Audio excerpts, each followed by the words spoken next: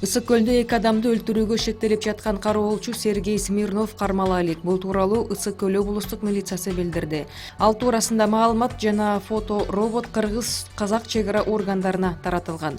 Белгилей кетсек, 4-июлда Түп айылынын тургуну 29 жаштагы Сергей Смирнов ок атуучу курал менен Эңилчек жайлоосунда жайгашкан Хан-Тенгри лагеринин директорунун орун басарын, ошондой эле ал жерде ар кандай жумуштарда иштеген адамды атып өлтүргөн. Мындан сырткары ошол жерде иштеген аялды барымтага алып кийин кайра кое берген. Бүгүн өлкө башчысы Сооронбай Жээнбеков өлкөнүн аймактарына иш сапарын улантууда. Бүгүн мамлекет башчысы жумушчу сапары менен Ысык көл облусунда болот. Президенттин маалымат саясат бөлүмү билдиргендей, мамлекет башчысы Жети Өгүз районунун жашоочулары менен жолугушат.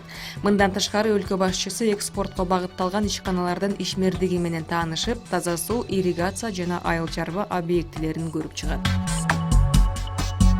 Нарын облусунун аймагында Бахус аталышындагы рейд өткөрүлүп, 280 айдоочуга протокол түзүлдү.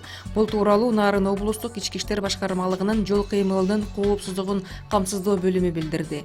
Рейд 19 сентябрдан 22 сентябрга чейин жүргүзүлгөн. 280 айдоочунун ичинен 17 айдоочу мас абалда кармалган. Аларга бузуулар кодексинин негизинде протоколдор түзүлгөн.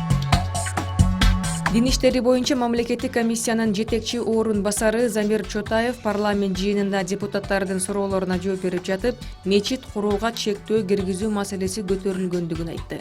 Бул суроо боюнча Коопсуздук кеңешинин катчылыгы диний жайлардын курулушун иретке келтирүүнү жана чектөө киргизүүнү сунуш кылган.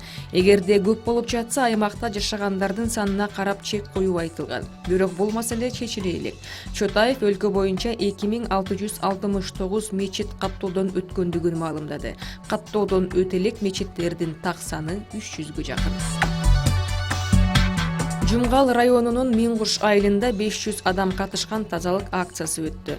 Айыл өкмөт башчысы Канат Алмамбетовдун айтымында акция таза коом деп аталып, 500 адамдын ар бири 10 килограммдан кем эмес таштанды чогултуу демилгеси көтөрүлгөн. Жалпы 22 мекеменин кызматкерлери менен айыл тургундарынын катышуусунда 5 тонна таштанды чогултулуп жок кылынган.